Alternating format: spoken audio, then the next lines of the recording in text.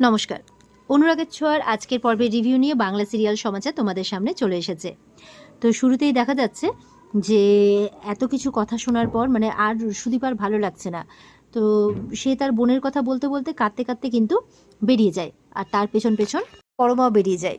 আর এদিকে রূপাকে দেখা যাচ্ছে ওর খালি ভূমিকম্পের কিছু দৃশ্য মনে পড়ছে, ভূমিকম্প ভূমিকম্প বলে যাচ্ছে। তখন তাকে আদিত্যর মা সামলাচ্ছে, আর ওদিকে সুদীপা ঠাকুর মন্দিরে গিয়ে কাঁদছে আর ঠাকুরের সাথে কথা বলছে। এদিকে আদিত্যর বড় মা আদিত্যকে বলছে যে ও কোনোদিনও চৌধুরী বাড়ির বউ হওয়ার সম্মান পাবে না, ওকে আমি কোনোদিনও মন থেকে মেনে নিতে পারবো না। সেই কথা শুনে অবশ্যই সবাই একটু অবাকই হয়। এদিকে সুদীপা ঠাকুরের সামনে এসে কাঁদছে আর বলছে যে আমার তো নিজের বলে আর কেউই রইল না, যারা ছিল তারাও নিজের না, আর যারা নিজের মানুষ তারা তো আমাকে কোনোদিনও খোঁজও করেনি, তাহলে তো আমি জানতে পারতাম। তাহলে তাহলে এরকমটা কেন হলো, এই বলে কাঁদছে। ওদিকে পরমা মনে মনে বলছে যে এটা আমার মনটা এরকম কেন দুমড়ে মুচড়ে যাচ্ছে, ও তো আমার কেউ হয় না, তবুও আমার মনটা এরকম কেন খারাপ লাগছে, যেন ও আমারই নিজের কেউ। আর নিজের মা বাবা যে নিজের না এমনটা জানলে তো নিজের ভিতটাই পুরো নড়ে যায়। তো সুদীপার কষ্টটা ফিল করতে পারছে পরমা আর কি। ঠাকুরমশাই বলছে বুঝতে পারছি মা, তোমার মনে খুব কষ্ট হয়েছে, নাও। তখন পঞ্চপ্রদীপ হাতে দিয়ে বলছে নাও তুমি মায়ের আরতি করো, দেখবে মনটা শান্তি পাবে। পুরোহিত মশাইয়ের কথা মতো এবার আরতি করছে সুদীপা।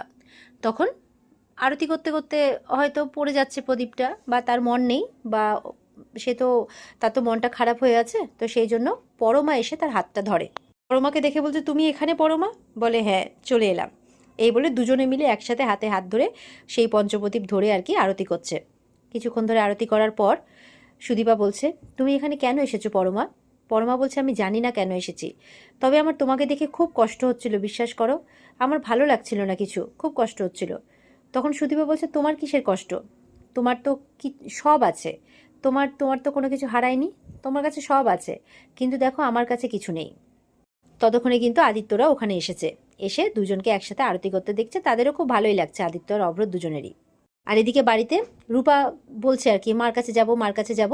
তখন আদিত্যর বাবা এত চালাক, বলছে ও আচ্ছা মার কাছে যাবে, হ্যাঁ চলো আমি তোমাকে দিয়ে আসছি। বলে সত্যি তুমি আমাকে মার কাছে দিয়ে আসবে? বলে হ্যাঁ। আর মনে মনে বলছে এটাই সুযোগ আপদটাকে বিদায় করার, এই বলে একদম বাইরে নিয়ে যাচ্ছে।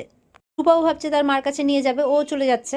রমা কাঁদতে কাঁদতে বলছে আমি শুধু এইটুকু জানি সুদীপা, যে আমার খুব কষ্ট হচ্ছে তোমার কষ্টে, খুব খারাপ লাগছে আমার। তখন সুদীপা মনে মনে ভাবছে যে আমার কষ্টে তোমার চোখে জল এলো পরমা, মনে মনে বলছে আর কি সুদীপা। এদিকে অভ্র বলছে আদিত্যকে তুই যা সুদীপার কাছে। বলে না দাদা ভাই, কোন মুখ নিয়ে যাব, কি বলবো গিয়ে আমি ওকে, ওর জন্ম পরিচয়টুকু হারিয়েছে, আমি কি করে ওর সামনে গিয়ে দাঁড়াবো। তখন বলছে তবুও যেটা বলার সেটা বলবি। বলে আমি জানি না আমি সেটা পারবো কিনা, আমার মধ্যে সেই সৎসাহসটাও নেই, তাই বলছে। সুদীপার জন্য খুব খারাপ লাগছে আর কি আদিত্যর, কি বলে ওকে সান্ত্বনা দেবে সেটাই বুঝতে পারছে না। আর ওদিকে দেখা যাচ্ছে কুন্তলার কাছে আদিত্যর বাবা গেছে। কুন্তলা বলছে এরকম অপদার্থের মতো কাজ তোমার কাছে আশা করিনি, যেদিন পদার্থের মতো কাজ করতে আসবে পারবে সেদিন আসবে, যাও বেরিয়ে যাও এখান থেকে। বলে আমাকে একটা সুযোগ, বলে না কোনো সুযোগ পাবে না, তুমি বেরিয়ে যাও এখান থেকে, যা করার আমি করবো, বেরিয়ে যাও। বলে তাহলে আপনার সাথে যাই? বলে একদমই না, বেরো এখান থেকে। এইভাবে চলে যায় আদিত্যর বাবা, তখন কি করবে কিছু বুঝতে পারে না, দিয়ে চলে যায়। আর এদিকে কুন্তলা নিজে প্ল্যান করছে সুদীপা আর রূপাকে আলাদা করবেই, কিছু একটা করতেই হবে এরকমটা ভাবছে। এদিকে সুদীপা তো কাঁদছে। পরমা বলছে বাড়ি যাবে না? বলে কোন বাড়ি, আমার তো কোনো বাড়িই নেই, আমি তো একা। বলছে কিন্তু, বলে আমি এখন একা থাকতে চাই পরমা, তুমি যাও। পরমা বলছে সেই তো, আমি তো আর তোমার কেউ নই যে আমি তোমাকে সেই অধিকার থেকে আটকাবো, আর সেই শক্তিও আমার নেই। ঠিক আছে, এই বলে পরমা চলে যায়। তো পরমাকে একা ছাড়বে না, তাই অভ্রও যায় সঙ্গে। এদিকে আদিত্য একা দাঁড়িয়ে থাকে, আর ইতিমধ্যে আদিত্যর একটা ফোন আসে। আর ওদিকে দেখা যাচ্ছে সুদীপা তো ঠাকুরের সামনে কাঁদছে, আর ওদিকে কুন্তলা কুন্তলা মন্দিরেই ছিল, তো সাইডে এসে দেখছে এরকম ব্যাপার। তো প্ল্যান করছে যে দূরে কোথাও নিয়ে গিয়ে মারলে ওর পুলিশ বর তো ছাড়বে না, সেই জন্য ভাবছে মন্দিরে এই প্রার্থনা করতে করতে অ্যাক্সিডেন্টালি যদি মরে তাহলে তো কেউ সন্দেহ করবে না। তো এই ভেবে ঘুমটা টেনে মাথায় একটা দূর থেকে আর কি একটা লাঠির সাহায্যে প্রদীপকে সুদীপার জামার দিকে এগিয়ে দেয়, আর সেই প্রদীপের আগুন কিন্তু সুদীপার জামাতে ধরে যায়। যেটা সুদীপা ফার্স্টে বুঝতে পারেনি, ও তো মায়ের কাছে প্রার্থনা করছে কেন তুমি আমাকে বাঁচিয়ে রাখলে, আমার পুরো পরিবারই যখন থাকলো না তাহলে তুমি আমাকে কেন রাখলে, কার জন্য রাখলে, এরকমটা বলছে আর কাঁদছে। আর ওদিকে আদিত্য কিন্তু ফোনে ব্যস্ত, আর এদিকে ওর জামাতে অলরেডি আগুন লেগে গেছে। দেখা যাচ্ছে কিছুক্ষণের মধ্যেই মানে মা কালীর খাড়া, মা তো সবই দেখছেন, মায়ের খাড়াটা কিন্তু ইতিমধ্যেই সুদীপার সামনে গিয়ে পড়ে ফুলের ওপরে। আর সেটা দেখতে গিয়ে সুদীপা তার যে জামাতে আগুন ধরেছে সেটা দেখে ফেলে। আর এইবারে তো আগুন আগুন বলে চিৎকার করতে থাকে। তখন ওদিক থেকে মানে অভ্র সুদীপা বলে চিৎকার করে ওঠে। সব মানুষজন অস্থির হয়ে গেছে, কারণ আগুন লেগে গেছে জামার মধ্যে, একদম ভয়ঙ্কর আগুন, যে কোনো সময় গায়ে লেগে যেতে পারে। এবার আদিত্য এসে নিভাচ্ছে। আর ওদিকে পরমা আর অভ্র যখন বাড়ি যাচ্ছে, মানে ওরাও কিন্তু শুনতে পেয়েছে চিৎকার। চিৎকার শুনে ওরাও চলে আসে, এসে দেখে এই কাণ্ড। তো এবার আগুন নিভাতে নিভাতে এবার সুদীপার বর এসছে আর কি, আদিত্য আগুন নেভানোর চেষ্টা করছে, কিছুতেই নিভছে না, আরও দাউ দাউ করে বেড়ে যাচ্ছে আগুন। কোনো সময় গায়ে লেগে যাবে, জল আনতে বলছে চিৎকার করে। তো এই করতে করতে আদিত্যর পাঞ্জাবিতেও আগুন লেগে যায়। সুদীপা চিৎকার করছে, মিস্টার চৌধুরী আপনার পাঞ্জাবিতে আগুন লেগে গেছে। এই বলে দুজনেই দুজনের আগুন নেভানোর চেষ্টা করছে। আর দুজনের মনে একটা আতঙ্ক ঢুকে গেছে, আর সেই ধোঁয়া আর এত মানে এত জ্বলছে আগুন আর কি, এইসব দেখে কিন্তু তারাও আর তাদের আর মানে শরীর ভালো লাগছে না আর কি। তবুও তারা চেষ্টা করেই যাচ্ছে আগুন নেভানোর। ওদিকে অভ্র পরমা সবাই এসছে, ওরা জলের বন্দোবস্ত করেছে, জল ছিটিয়ে আগুন নেভানোর চেষ্টা করছে, মানুষজনও খুব চেষ্টা করছে। তো কিছুক্ষণের মধ্যে আগুনটা নিভে যায়। কিন্তু ততক্ষণে অনেকক্ষণ ধরে আগুন ধরেছে, সেই ধোঁয়া আর সেই আতঙ্ক মানে আদিত্য সুদীপা দুজনের মনেই কাজ করেছে। সুদীপা তো অজ্ঞান হয়ে যায়, আদিত্য যেন চুপ করে বসে যায়। দুজনের একটা ট্রমার মধ্যে দিয়ে যায় আর কি। আদিত্য চুপ করে গেছে, চোখের সামনে দেখছে সুদীপা অজ্ঞান হয়ে গেছে, কিন্তু চুপ করে আছে। সুদীপাকে পরমা সামলাচ্ছে আর আদিত্যকে অভ্র সামলাচ্ছে। আর ওদিকে কুন্তলা বলছে, মা তোমার সঙ্গে আমার যুদ্ধ এবার, তুমি প্রতিবার ওদেরকে বাঁচিয়ে নিচ্ছ, প্রতিবার, তাই বলছে।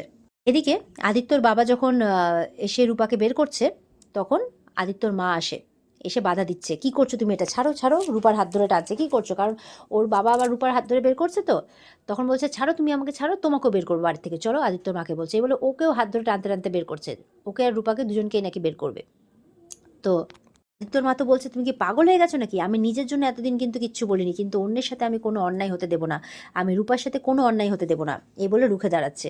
তো ওর বাবা তত করে আরও দুজনেরই হাত ধরে বাইরে বের করতে যাবে কি, তখন অভ্র আর পরমা আদিত্য আর সুদীপাকে নিয়ে আসে। তো তাদের এরকম অবস্থা দেখে তার মা বলছে, কি ব্যাপার, ওদের এরকম অবস্থা কেন, কি হয়েছে ওদের? তখন অভ্র সবটা বলে ওরা একটা ট্রমার মধ্যে দিয়ে গেছে, দুজনেরই ঘোর জ্বর এসেছে। তো দুজনকে এরপরে ঘরে নিয়ে গিয়ে শুইয়ে দেয়, বিছানার মধ্যে পাশাপাশি দুজনকে শুইয়ে দেয়।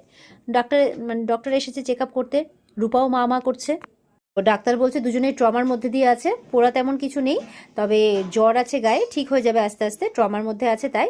তবে ওদেরকে এখন কিন্তু রেস্ট করতে দিতে হবে, ভালো মতো রেস্টের প্রয়োজন ওদের। তোর মা বলছে, এটা কি হলো, পুজোর দিন ছেলে মেয়েগুলো এইভাবে? ডক্টর বলছে, ঘাবড়ানোর কোনো ব্যাপার নেই, একটু রেস্টে থাকলে ঠিক হয়ে যাবে, একটু খেয়াল রাখবেন। অভ্র বলছে, মা এই অবস্থায় ওদেরকে কি আমি আউট হাউসে দিয়ে আসবো? অভ্রর মা বলছে, তোমার কি আমাকে দেখে অমানুষ মনে হয়, বলো, আমাকে অমানুষ বলে মনে হয়? আদিত্য বাবা বলছে, না না, আদিত্য এখানেই থাকবে, সুদীপা আর এই রূপা ওকে পাঠা আউট হাউসে। বলে, কি বলছো, সুদীপাও তো সমানভাবে আহত, ওদের দুজনকেই তো আজকে রাতটা ভালো করে রেস্ট করতে হবে। তখন আদিত্যর বাবা চুপ করে যায়। রূপা বলছে, আমার মায়ের কি হয়েছে, আমার মায়ের কি হয়েছে? তখন পরমা রূপার কাছে যায়। রূপা বলছে, মায়ের কি হয়েছে, আমি তাহলে কার কাছে ঘুমোবো? তখন বলছে যে, পরমা বলছে, তুমি আজকে রাতটা আমার কাছে ঘুমোবে, তুমিই তো বলেছো আমি নাকি তোমার আরেকটা মা, তোমার এক মা তো অসুস্থ, তাই তুমি আরেক মায়ের কাছে ঘুমোবে। বলে, তুমি আমার মা? বলে, হ্যাঁ।